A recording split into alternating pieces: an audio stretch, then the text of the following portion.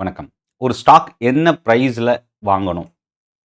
ரொம்ப சீப்பா இருக்கிற ஸ்டாக்க வாங்குறது தான் நெறைய பேர் ஸ்ட்ராட்டஜின்னு நெனச்சிட்டு இருக்காங்க. சீப்பான ஸ்டாக் இன்னும் சீப்பா போறதுக்கும் வாய்ப்பு இருக்கு. ஸோ, அதனால குறைவான பிரைஸ்ல இருக்கிற கம்பெனி என்கிட்ட இருக்கிற பணத்துக்கு ஏத்த மாரி நான் ஸ்டாக் பர்ச்சேஸ் பண்ணணும். இல்ல ரூ. 100ல பார்த்த ஸ்டாக் இப்ப ரூ. 30ல வந்திருக்கு. ஸோ, இந்த மாரி நீங்க சூஸ் பண்ணீங்கன்னா, கண்டிப்பா உங்க டெசிஷன் தவறா போறதுக்கு தான் வாய்ப்பு அதிகமா இருக்கு. ஸோ, ஒரு ஸ்டாக் என்ன கண்டிஷன்ல பை பண்ணணும்? எப்போ ஒரு ஸ்டாக்க கண்டிப்பா வாங்கக்கூடாது? இந்த வீடியோல ரொம்ப டீட்டெயிலா நான் ஷேர் பண்ண போறேன். சென்னை ட்ரேடிங் அகாடமி ஃபவுண்டர் நான் நாராயணன். இதுவரைக்கும் சென்னை ட்ரேடிங் அகாடமி நீங்க சப்ஸ்கிரைப் பண்ணலன்னா, சப்ஸ்கிரைப் பண்ண மறந்துடாதீங்க. சப்போர்ட் பண்ணுங்க. இந்த வீடியோ சப்ஸ்கிரைப் பண்ணி வாட்ச் பண்ணுங்க. என்னோட டெலகிராம் குரூப்புக்கான லிங்க்கும் வீடியோவோட டிஸ்கிரிப்ஷன்ல இருந்து நீங்க யூஸ் பண்ணிக்கலாம். ஸோ, ஒரு ஸ்டாக் எப்போ வாங்கக்கூடாது? ஃபர்ஸ்ட்டு நம்ம இத பார்க்க போறோம். 2வது எப்போ வாங்கணும்? முதல் விஷயம் என்னன்னா, பேரிஷ் மார்க்கெட்ல ஸ்டாக்க பர்ச்சேஸ் பண்ணாதீங்க. ஏன் அப்டின்னா, அ மார்க்கெட் இறங்கும்போது ஸ்டாக்கும் இறங்குறதுக்கு வாய்ப்பு இருக்கு. ஏன்னா ட்ரெண்ட் ஃபாலோயர் அப்டின்றது என்னன்னா, மார்க்கெட் ஃபால் ஆகும்போது கண்டிப்பா ஸ்டாக்ஸும் ஃபால் ஆகும். இன்னும் சொல்லப்போனா மார்க்கெட் நிஃப்டி பெஞ்ச்மார்க் இண்டெக்ஸ் 1% இறங்குனா, ஸ்டாக் 1% விட அதிகமா இறங்கும். ஒரு சில ஸ்ட்ராங்கான ஸ்டாக் இன்னைக்கு இறங்கலனாலும், பட் வீக் மார்க்கெட் இல்ல பேரிஷ் மார்க்கெட்ல இன்னொரு நாள் கண்டிப்பா அந்த லெவல ரீச் பண்ணும். ஃபால் ஆகும். ஸோ, அப்ப என்னன்னா, நீங்க மார்க்கெட் பேரிஷ் மொமெண்டம் இருக்கும்போது, அந்த இடத்துல என்டர் ஆகுறத இல்ல ஸ்டாக்க சூஸ் பண்றத பெட்டர் அவாய்ட் பண்ணணும். அதுக்கு எக்ஸாம்பிள் சொல்லணும்னா, நிஃப்டி 200 டிஎம்ஏக்கு பிலோல இருக்கு அப்படின்னா, அந்த டைம்ல ஸ்டாக் வந்து நீங்க இன்வெஸ்ட் பண்றத அவாய்ட் பண்ணுங்க. அ இன்னொரு ரீசன் என்னன்னா, லோயர் ஹைய ஃபார்ம் ஆகுது டே சார்ட்ல அப்படின்னா, அந்த டைம்லயும் நீங்க வந்து ஸ்டாக் என்டர் ஆகுறத அவாய்ட் பண்ணலாம். ஸோ, அப்ப என்னன்னா, அ வீக்கான மார்க்கெட்ல ஸ்டாக் ஸ்ட்ராங்கா இருக்காது. இதுதான் ஒன் லைன் பஞ்ச் இந்த ஃபர்ஸ்ட்டு ரூல்ல. செகண்ட் ரூல் என்ன அப்படின்னா, வீக் செக்டார்ல அந்த ஸ்டாக்க பர்ச்சேஸ் பண்ணாதீங்க. எக்ஸாம்பிள் வந்து ஒரு ஸ்ட்ராங்கான ஸ்டாக் அப்படின்றது அந்த செக்டாரும் சப்போர்ட் பண்ணணும். ஸோ, அப்ப என்னன்னா, ஒரு செக்டார் வீக்கா இருக்கு அப்படின்னா, அந்த செக்டார்ல இருக்கிற ஸ்டாக் கண்டிப்பா ஆ மேபி சர்வைவ் ஆனாலும் அது ரீட்டெயின் ஆகுறதுக்கான வாய்ப்பு ரொம்ப குறைவு. எக்ஸாம்பிள் வந்து பார்த்தீங்கன்னா, ஒரு மெட்டல் செக்டார் இறங்கிட்டு இருக்கு. ஐடி செக்டார் இன்கிரீஸ் ஆயிட்டு இருக்கு. ஸோ, அப்போ இறங்குற மெட்டல் செக்டார்ல இருந்து ஒரு ஸ்டாக்க நம்ம பர்ச்சேஸ் பண்ணிட்டு, இன்கிரீஸ் ஆகுற ஐடி செக்டார்ல நம்ம மிஸ் பண்ணிடுவோம். ஸோ, அப்போ என்னன்னா, இப்போ நம்ம பண்ணக்கூடிய விஷயம், இப்போ கரண்ட் ட்ரெண்ட்ல இல்ல கரண்ட் மார்க்கெட் செட்டப்ல எந்த செக்டார் லீட் பண்ணிட்டு இருக்கு? அந்த செக்டார்ல நல்ல ஸ்டாக் எது? ஸ்ட்ராங்கான கம்பெனி எது? அப்படி தான் நம்ம சூஸ் பண்ணணும். ரொம்ப முக்கியமான ஒரு ரூல். அடுத்த ரூல் நம்பர் 3. 50 வீக் லோல இருக்கு. அதாவது 50 வீக் மூவிங் ஆவரேஜ்ல பிலோல இருக்கும்போது, நீங்க ஸ்டாக்க அவாய்ட் பண்றது நல்லது. ஸோ, இப்போ எக்ஸாம்பிள் வந்து ஸ்டாக்கோட பிரைஸ் ரூ. 500 அப்படின்னா, 50 வீக்கோட மூவிங் ஆவரேஜ் வந்து 580 அப்படின்னா, நீங்க வந்து அந்த இடத்துல பை பண்ணக்கூடாது. ஸோ, அப்போ 50 வீக் மூவிங் ஆவரேஜ் நீங்க அப்ளை பண்ணி, அந்த லெவலுக்கு மேல ஸ்டாக் பிரைஸ் இருக்கா? இல்ல அந்த லெவலுக்கு பிலோல ஸ்டாக் பிரைஸ் இருக்கான்னு நீங்க அந்த ஸ்டாக் என்டர் ஆகுறதுக்கு முன்னாடி தெரிஞ்சுக்கங்க. Rule number 4. 30 week moving average. நெறைய பேர் என்ன சொல்லுவாங்கன்னா, இந்த 30 வீக் மூவிங் ஆவரேஜ்ன்றது ஒரு சப்போர்ட் ஜோன்.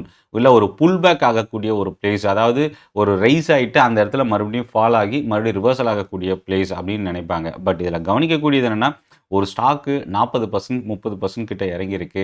இப்போ 30 வீக் பிலோல இருக்கு அப்படின்னா, அந்த ஸ்டாக் ரொம்ப சீப்பா இருக்கும் பார்க்கறதுக்கு. ஏன்னா ரூ. 100ல இருந்த ஸ்டாக் ரூ. 60 கிட்ட வந்திருக்கும். ஸோ, அப்ப என்னன்னா, அந்த ட்ரெண்ட் வந்து பிரேக் ஆயிடுச்சுன்றது ரொம்ப தெளிவா கிளியரா தெரியுது. பட் பிரைஸ் வந்து நம்ம அட்ராக்ட் பண்ணணும். இந்த இடத்துல என்னன்னா, ஒரு சீப்பான ஸ்டாக் ஒரு ஷார்ட் பீரியட்ல ரொம்ப ஹையர் பிரைஸ்ல இருந்து ஷார்ட் பீரியட்ல இறங்கியிருக்கு. சீப்பா இருக்குன்னா, அந்த ஸ்டாக் இன்னும் சீப் ஆகுறதுக்கும் வாய்ப்பு இருக்கு. அடுத்தது பை பாயிண்ட்க்கு பிலோல இருக்கிற ஸ்டாக்க நம்ம அவாய்ட் பண்ணணும். என்னன்னா, சப்போர்ட் ஜோன் உடைஞ்சு அந்த ஸ்டாக் சப்போர்ட் ஜோனுக்கு பிலோல இருக்கு. எக்ஸாம்பிள் வந்து கடந்த 1 வருஷத்துல இந்த ஸ்டாக் வந்து ரூ. 100 3 முறை வந்திருக்கு. ஜனவரில ₹100 லோ வந்திருக்கு. அதுக்கப்புறம் மேல வந்து ஒரு ரூ. 100 கிட்ட லோ வந்திருக்கு. அதுக்கப்புறம் செப்டம்பர்ல ரூ. 100 கிட்ட லோ வந்திருக்கு. 4வது முறையா அந்த ஸ்டாக் நான் சொல்றது ஒரு எக்ஸாம்பிளுக்காக 3 முறைன்றது. மேபி இதுக்கு முன்னாடி 2 முறை கூட லோ வந்திருக்கலாம். ஸோ, அப்ப என்னன்னா, இதுக்கு முன்னாடி வந்த ப்ரீவியஸ் 2, 3 லோவ உடைச்சு அந்த ஸ்டாக் அதுக்கு பிலோல ட்ரேட் ஆயிட்டு இருக்கு அப்படின்னா, அந்த டைம்லயும் நீங்க ஸ்டாக் என்டர் ஆகுறத நீங்க அவாய்ட் பண்ணணும்.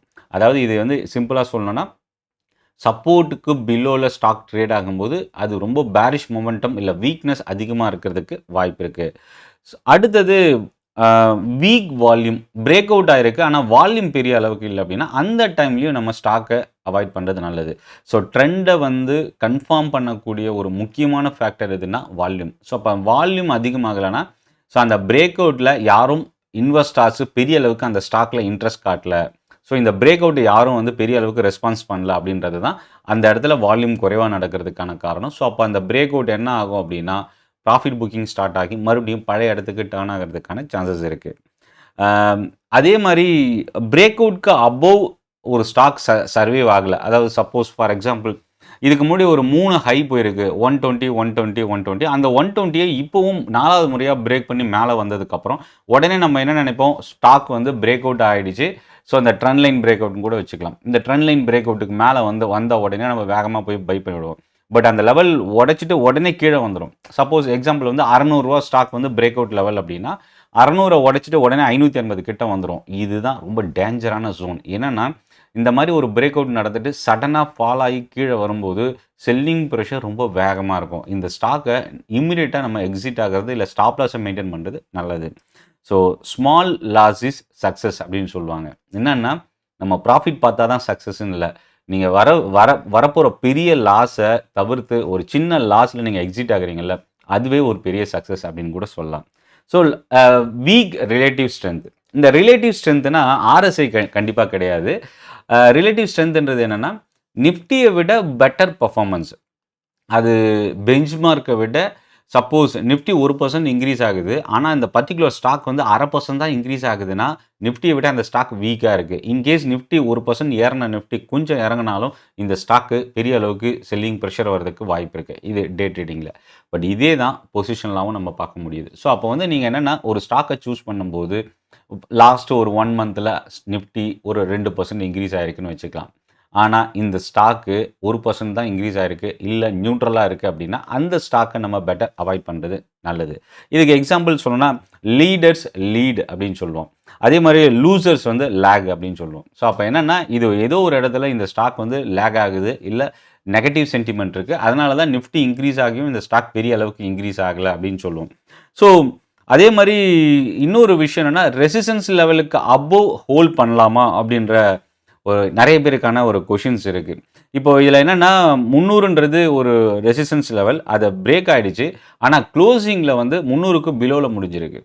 இதுதான் ரொம்ப ஒரு கிரிட்டிக்கலான சிச்சுவேஷன். ஏன்னா நிறைய பேர் என்ன பண்ணுவாங்கன்னா ரெசிஸ்டன்ஸ் லெவல் பிரேக் ஆகி அந்த லெவலை உடைச்சிருச்சு, ஆனால் அந்த கேண்டில் முடிகிறதுக்கு முன்னாடியே அந்த லெவலை உடைச்ச அந்த லெவல் மறுபடியும் கீழே வந்து க்ளோஸ் ஆகிடுச்சு. அப்போ என்னென்னா அப்பர் வீக் வந்து ரொம்ப லாங்காக ஃபார்ம் ஆகிருக்கும் அது டே சார்ட் கேண்டலில் பார்க்கும்போது. ஸோ அந்த மாதிரி வரும்போது அது ஃபெயில் ஆகிறதுக்கான சான்சஸ் இருக்குது அந்த பிரேக் அவுட். ஸோ அதனால் பெட்டர் அதையும் அவாய்ட் பண்ணுறது நல்லது.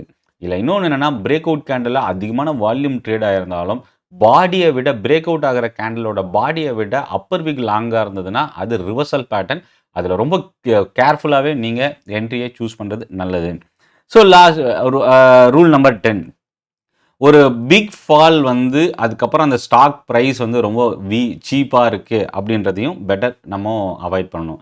அதாவது பிக் ஃபால் ட்ரெண்டு வந்து பெரிய அளவுக்கு டேமேஜ் ஆகிடுச்சு, ஒரு ஆவரேஜில் நார்மல் மூமெண்டம் அந்த ஸ்டாக்கில் இல்லைன்னா பெட்டர் நம்ம வெயிட் அண்ட் வாட்ச் தான், வெளியிலேருந்து வேடிக்கை பார்க்கணும். ஏன்னா அந்த மாதிரி ஸ்டாக் வந்து ரிஸ்க் அதிகமாக இருக்கிறதுக்கும் வாய்ப்பு இருக்குது. சப்போஸ் எக்ஸாம்பிள் வந்து ஸ்டாக் வந்து ஒரு 60% கிட்ட இறங்கி ஒரு பார்க்குறதுக்கு ரொம்ப அட்ராக்டிவான ப்ரைஸில் இருக்குது. ஸோ அப்போ என்னென்னா அதை நீங்கள் ஒரே ஒரு விஷயம் மட்டும் மைண்டில் வச்சுக்கோங்க, அது ஒரு டிசாஸ்டர் கேண்டிடேட் அப்படின்றத ஞாபகம் வச்சுக்கோங்க. ரொம்ப இது என்னென்னா நீங்கள் அந்த இடத்துல போய் பர்கைன் பண்ணுறது ரொம்ப ஒரு டேஞ்சரான ஒரு ரிஸ்க்காகவும் நம்ம பார்க்கலாம். ஸோ இப்போது என்னென்னா இதில் இன்னொரு முக்கியமான விஷயம், ஒரு ஷார்ட் பீரியடில் ஒரு பிக் மொமெண்டம் இருக்கிற ஸ்டாக்கை அவாய்ட் பண்ணுறது நல்லது. அதாவது இந்த 10 நாளில் இல்லை 1 வீக்கில் மட்டும் அந்த ஸ்டாக்கு 10 to 15% இன்க்ரீஸ் ஆகிருக்கு, ஸோ இந்த ஸ்டாக்கை நம்ம போய் வாங்கலாம் அப்படின்னு சொல்லிட்டு சேஸ் பண்ணுறோம் பார்த்தீங்களா, அதை ரொம்ப முக்கியமாக அவாய்ட் பண்ணணும். ஏன் அப்படின்னா அதுக்கு ஒரு எக்ஸாம்பிள் சில்வரை சொல்லலாம். கிட்டத்தட்ட 200-250% மேலே இன்க்ரீஸ் ஆன சில்வர் இறங்கும் போதும் அதை விட 2 மடங்கு வேகம் கூட இருக்கும். அதாவது எக்ஸாம்பிள் சொல்லணும்னா ஒரு வாரத்தில் 10% இன்க்ரீஸ் ஆகிற அந்த ஸ்டாக் ஒரே நாளில் 5% இறங்கிறதுக்கு வாய்ப்பு இருக்குது. ஸோ அந்த டவுன் சைடு ரிஸ்க் எடுத்து நீங்கள் அந்த ஸ்டாக்கில் என்ட்ராகணுமான்றதையும் ஃபாலோ பண்ணுங்கள். ஸோ இப்போது ரைட்டு, இதெல்லாமே வாங்கக்கூடாது ஒரு ஸ்டாக்கு என்னென்ன சிச்சுவேஷனாக நம்ம வாங்கக்கூடாது அப்படின்றத தெரிஞ்சுக்கிட்டோம். என்ன சிச்சுவேஷனில் நம்ம இப்போது ஸ்டாக்கை என்ட்ரு ஆகார். ஓவரால் மார்க்கெட் பாசிட்டிவாக இருக்கணும் ஒன்று. ரெண்டாவது அந்த செக்மெண்ட், அதாவது ஓவரால் மார்க்கெட்டில் எந்த செக்டர் ஸ்ட்ராங்காக இருக்குது அப்படின்றத ரெண்டாவது விஷயம் பார்க்கணும். மூணாவது அபவ் 30 and 50 வீக் மூவிங் ஆவரேஜுக்கு அபவ் இருக்கணும். ஃபஸ்ட்டு விஷயம் ஓவரால் மார்க்கெட் ட்ரெண்டு பாசிட்டிவாக இருக்கணும். தட் மீன்ஸ் என்னென்னா நிஃப்டி மூவிங் ஆவரேஜ் லைனுக்கு அபவ் இருக்கான்றதை செக் பண்ணிக்கோங்க. ரெண்டாவது எந்த செக்டர் ரொம்ப ஸ்ட்ராங்காக இருக்குன்னு பாருங்கள். மூணாவது 30 and 50 வீக் மூவிங் ஆவரேஜுக்கு அபவ் அந்த ஸ்டாக் இருக்கான்னு செக் பண்ணிக்கோங்க. ஸோ அப்போது என்னென்னா பிரேக் அவுட் வந்து ரெசிஸ்டன்ஸ் லெவலையோ இல்லை பிரேக் அவுட் வந்து அபவ் சஸ்டெயின் ஆகி ஒரு லார்ஜ் வால்யூமோட க்ளோஸ் ஆகுதுன்னா அந்த இடத்துல வந்து நீங்கள் யூஸ் பண்ணலாம். இன்னும் ரொம்பவும் முக்கியமானது, நிஃப்டியை விட அட்லீஸ்ட்டு பர்ஃபார்மன்ஸில் கொஞ்சம் பெட்டராக இருக்கணும் அந்த ஸ்டாக், நீங்கள் சூஸ் பண்ணுற ஸ்டாக்கு.